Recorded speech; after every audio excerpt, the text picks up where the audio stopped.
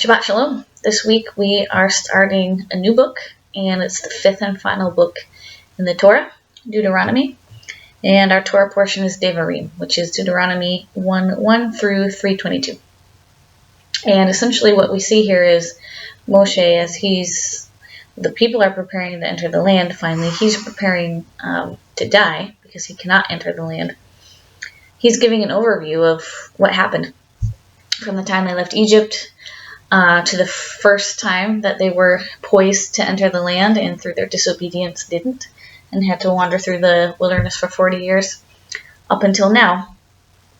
And the first thing that caught me as interesting is if you read in Deuteronomy chapter 1, verse 7, it says this: "Start out and make your way to the hill country of the Amorites, and to all their neighbors in the Arabah, the hill country, the Shephelah, the Negev, the seacoast, the land of the Canaanites, and the Lebanon, as far as the great river, the river Euphrates."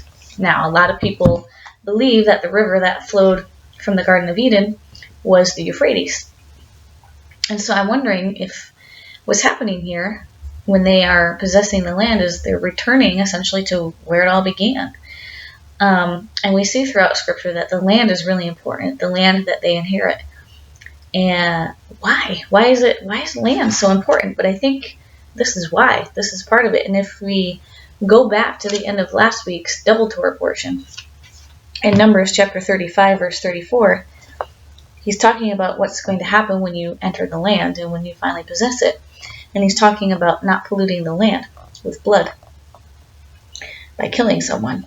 And in verse 34 it says, "You shall not defile the land in which you live, in which I myself abide, for I, Yahweh, abide among the Israelite people." So that's exactly how it was in the garden. He was abiding among his people, Adam and Eve. And that's exactly how it's to be at the end when we dwell with him forever. He's abiding with us. Again, the perfection of the garden is returned. And so I think that's part of why the land of Israel is so important. That's where he's going to bring us. We must remember that it's not heaven. Like we're not going to be living in heaven with him. We're living in the new earth, and we're going to be living in the land of Israel, his land, and he'll dwell among us. So I just thought that was very interesting when I read that today, because I hadn't noticed it before. Now what's happening is we see like a juxtaposition now of two different situations. The first one, when they are poised to enter the land and the 12 spies are sent out and they come back and discourage the people from entering. They're afraid, they're fearful. There's certain groups of terrifying people there, the Anakites. They're afraid of the fortified towns and cities. Essentially, they think if they enter into battle with these people, they're not going to win. And Yahweh, you know what happened. Essentially, that's when he made the decision that generation would die before the people could enter. So they wandered for 40 years. And if you remember, the people kind of backtracked. They felt bad. Oh, no, you're right. We should trust Yahweh, blah, blah, blah. And they go off to fight, even though Yahweh said, don't do it, because I'm not in your midst. And they are crushed at Hormah in Seir because of this. They don't win because Yahweh's not in their midst, and it's kind of too late. And the meaning of the word Hormah is devoted. And the meaning of the word Seir is she-goat or kid. And so I'm not totally sure what the significance of that could be, but perhaps it's a message that we should be devoted to Yahweh and to trust him. But instead, we have the tendency to act as sheep, she-goats, kids, which stray. They stray. And that's kind of what they did. They didn't want to possess the land that Yahweh had made for them. They wanted to go back to Egypt, where they came from. They wanted to go back to bondage and slavery, because that was better to them. It's really sad that their fear was so much. They feared the unknown. They feared the people of that land. They didn't trust that Yahweh would deliver it to them, even though he promised it to them. And their fear was stronger than the loathing that they had for slavery in Egypt. So let's take that as a lesson to ourselves, and not fall into the same complacency. Now in chapter 2, verse 30, this now is where we start to see things start to change. They haven't entered the land yet, but they're about to. And they travel through a couple of different areas. The descendants of Esau, and they also travel through another area.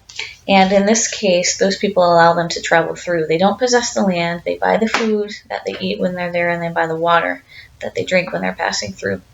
And then they ask a couple of kings, King Sihon, of Heshbon, which you've probably heard, and King Og of Bashan. And these two kings refuse. They instead take up arms against the Israelites. And what's interesting is in chapter 2, verse 30, there is a phrase that reminds me a lot about Egypt and Pharaoh. Chapter 2, verse 30, it says, King Sihon of Heshbon refused to let us pass through, because Yahweh has stiffened his will and hardened his heart in order to deliver him into your power, as is now the case. And I wonder if these two are a little bit of a test case, right? He's showing them, look, if you trust me, I will deliver them.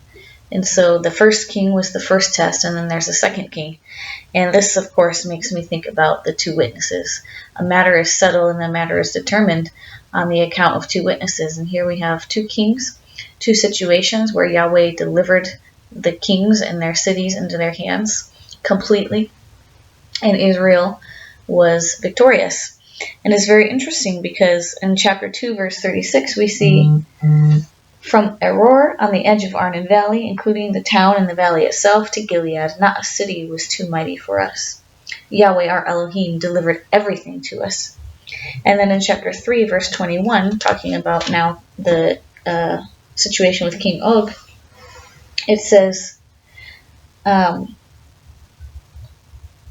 chapter 3, verse 5. We'll get to 3:21 in a second. 3 verse 5 says, all those towns were fortified with high walls, gates, and bars, apart from a great number of unwalled towns. And this is exactly what they had feared the first time around. They had feared the great walled cities. But in this case, they stepped forward in faith, and they let Yahweh do the fight for them. He battles for us, and that's what I want to go towards with chapter 3, verse 21. I also charged Joshua at that time, saying, you have seen with your own eyes all that Yahweh your Elohim has done to these two kings, the two witnesses of Yahweh's power. So shall Yahweh do to all the kingdoms into which you shall cross over. Do not fear them, for it is Yahweh your Elohim who will battle for you. And in the Song of Moses, which was sang after Egypt, after the Exodus, there's a verse that says Yahweh the warrior. Yahweh is his name. And it seems like this time the Israelites are finally recognizing that and trusting him. They are stepping out in faith. They're not doing anything beyond that. Then Yahweh delivers everything into their hands, delivers the people into their power. And so hopefully we will be the same. We'll be a people that step out in faith instead of fear, and allow Yahweh to do our battles for us, because he is the warrior and he always wins. And we can have faith in that and trust in that. So I hope this week's Torah portion was a blessing to you as it was to me. Deuteronomy is a book that I quite enjoy, so I'm looking forward to seeing what's coming in the coming weeks. Shabbat Shalom.